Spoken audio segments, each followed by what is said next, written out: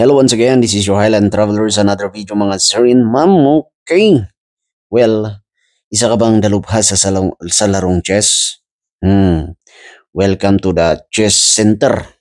Ito ata yung pinakasentro ng chess dito sa Baguio City. Okay, welcome to Igorot Park. Rain or shine, kung gusto mo pong maglaro ng larong chess, meron kang makakalaro dito. Punta lang kayo. Di bale, pag umuulan, meron namang shade yung overpass.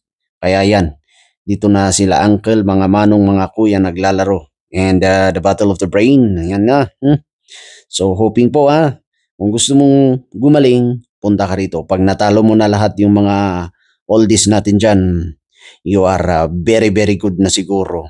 Kaya shout out sa mga followers natin dyan na laging naglalaro ng chess, no? Okay, ingat-ingat po tayo mga sir and ma'am.